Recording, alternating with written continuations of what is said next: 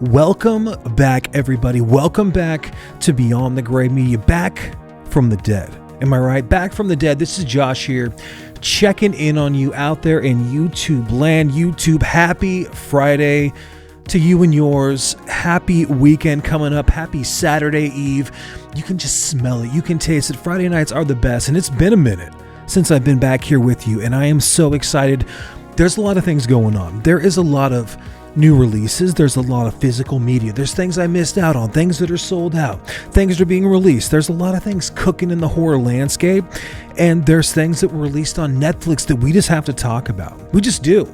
And one of those films is 2025's Frankenstein. Tonight, we are diving into the brand new Netflix original Frankenstein 2025. Say it out loud. Is it popular? Yes. Is everybody talking about it? Correct. Just say it out loud one time. Mary Shelley's Frankenstein.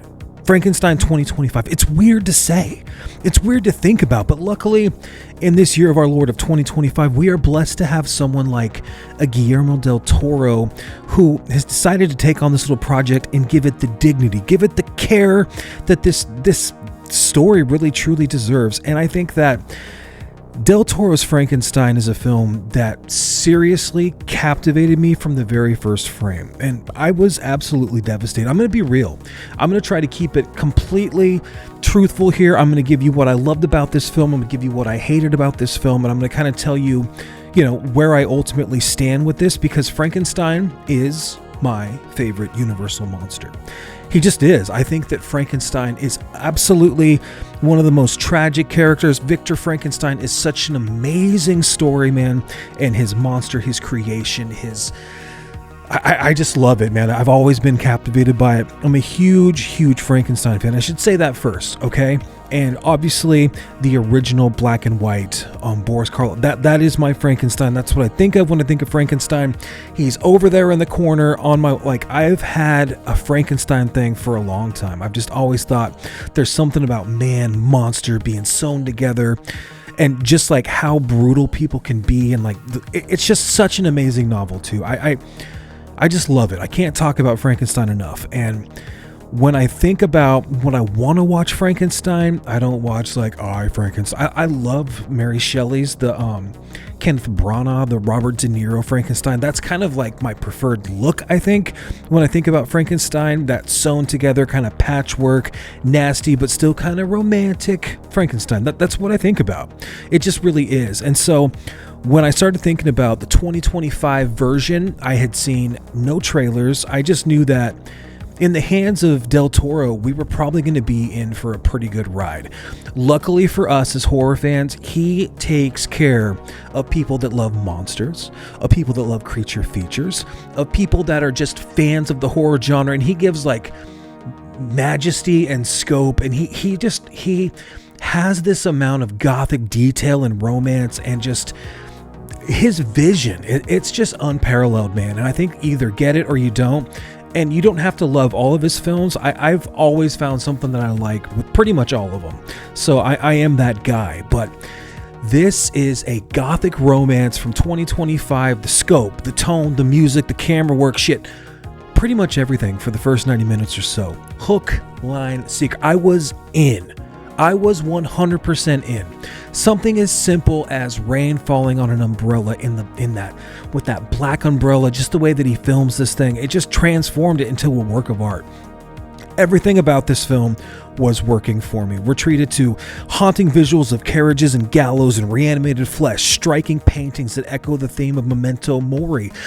Honestly, I was addicted to this entire new take on Frankenstein from the moment that the ice broke. Now, listen, I did have some issues with how strong Frankenstein was, right? As we're introduced to him, and he's kind of throwing people and doing this kind of hardcore Henry, just everyone's just flying. That kind of annoyed me. It did. And then, as we kind of get to know the boat and the people on the boat and the crew members, and he kind of lifts the boat out of the ice and he's able to just de-ice it and kind of push the boat. Come on, man. That took me out of it a little bit. And just the fact that there's this one dude that's going to listen to all this trauma and all these stories, it doesn't totally work while it still kind of works, right? Because you hear Frank, you hear the creature, you hear this howl in the background, you hear this desperate plea, like as the camera kind of zooms out on the ice and you know something is stalking him. Anytime there's underwater scenes, anytime someone is being taken down underneath solid ice, I was so into this movie, man. I'm telling you, even though it was a little bit cheesy with the way he was fighting everybody off in the beginning, I was in. I was bought the hell in. I loved everything about it. I thought the cast was great. I thought Christoph and Mia Goth, as predicted, they give excellent performances.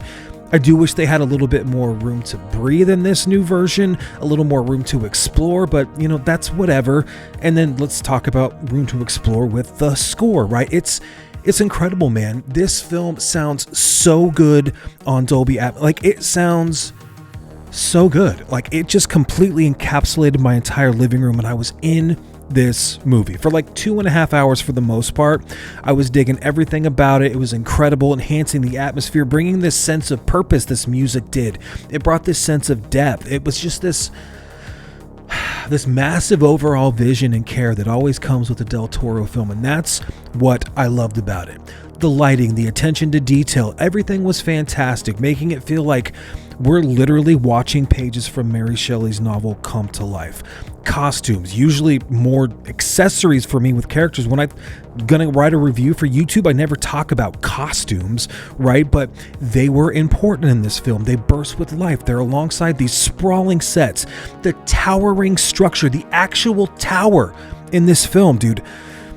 Unbelievable when they have that shot. I mean, the cinematography in this fucking movie, dude, is so damn impressive. The way that they like show you this tower, then they go inside and they start to like zoom around and they're showing you everything that's going to become with the converters and all. I mean, it is so damn good. How and why was this a Netflix original? What the hell are they doing? How much money do they pay to have this be a Netflix original? 100 million, right? 50 million maybe in mark. Like, why is this stuck on Netflix? This was not playing anywhere, like, really, for the most part in October. October sucked. There was no real good movies in the theater. This was a golden opportunity to take a film like Frankenstein and have this be released in December. This should have been a Christmas Day release, similar to Nosferatu. And similar to Nosferatu, when I went and watched it the day after Christmas, even though I was a little bit like, oh man, I had my hopes up for that, and I was a little bit disappointed, I guess, it does not matter, because ultimately that film looked so amazing. And even if the pacing was a little funky and his damn mustachio didn't work for me, Nosferatu was beautiful. I've come to love it. I was gonna get it. And I should have been able to get something like Frankenstein around Christmas. This should have been a massive multi-theater. It should have been in every theater in IMAX. It should have been everywhere. This whole, I'm just going to send it to Netflix. I don't get it. I really don't understand, like, what. There must be a lot of money for him to do this, because he did, was it the Cabinet of Curiosities? He did like a whole bunch of, like, I don't trust a Netflix film. When it says Netflix film, now I've seen some that are great, but usually you're like, oh yeah, I don't have to take this as seriously because I can watch it at home. How good can it be if they're going to let me watch it for $11.99, whatever it is a month? Actually, it's like $25 if you got 4K UHD and multiple screens all around your house. I'm frustrated that a film of this scope, a film of this magnitude, this has become a rant, is just stuck on a shitty little service like Netflix, a streaming service that's gonna sometimes buffer or maybe lose the clarity. Like, it's unfortunate, man. And I feel like this film had a chance to be like a 9 out of 10 film. Now, let's talk about some problems that I have with it. The look of the monster. He looks dumb. I just don't like the way that he looks. I don't like how fast they kind of get into some of the stuff with him. I feel like the kind of like patchwork, I don't know, he felt like some sort of superhero character. I don't know, man. I just feel like this could have been nastier for the story and how we've seen Frank before, the creature, right? It felt a little bit, I don't know. It just felt, I just felt a little bit like it was disingenuous, and I just felt like it, I mean, I guess like if you think of The Shape of Water and the way Del Toro kind of likes to do these kind of like romantic gothic it just, there were parts of that just kind of bugged me about the way that he actually looked. I mean, he couldn't really say a whole lot, just Victor over and over again. And we got, the lady Elizabeth downstairs, and she's falling in love with them, and he's chained up. I think that the sets and the way that it looked were amazing, but his just overall look was just kind of mid. Like, you could have made this absolute, like, he should have been disgusting. He should have been gross, but I kind of get it based on the scientific experiments and the way that he was trying to do this. And I haven't actually read anything about it and heard anything about why he chose this kind of look to him, but I just kind of like that stitched together look. This just kind of felt like, I've heard the term Prometheus, that look, and Prometheus fucking rocks, but I just don't think that this worked for Frankenstein, like the creature himself. But that's just me. That's a small nitpick. And then can we talk about not only just the ship, when he's like pushing the ship and killing everybody, the wolves were stupid, right? The animals, the CGI kind of took me out just for a second. I'm talking for 11 minutes. Clearly, I really like this film. I've watched it twice now because when I watched it, I was sick, and I was like, this is going to be one of my sick movies. When I'm sick, I want to watch long, sprawling epics, and this was one of them. This was totally one of them. Sound, just everything about it, man. I was really, really digging just those couple of nitpicks, okay?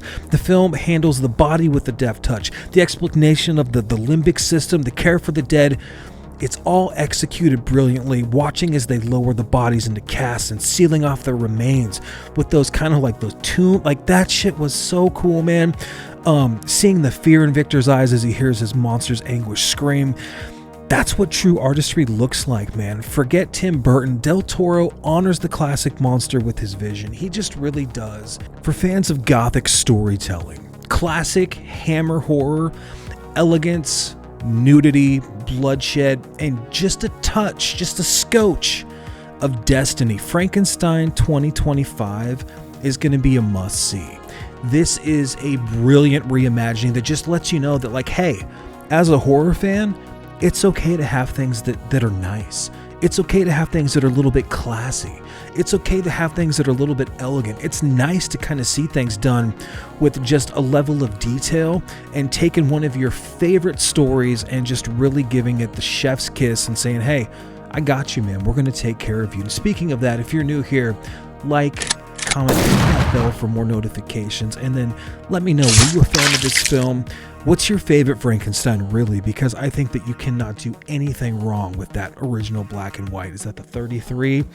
I love, is it the 94 Mary Shelley's with Robert? I mean, there's a couple of other ones that are okay here and there, but I think that if you're just a casual fan and you want to watch a damn good movie that's made just with ultimate care and love, Frankenstein 2025 is going to scratch right where you itch. So until next time, I love you. Take care. Cheers.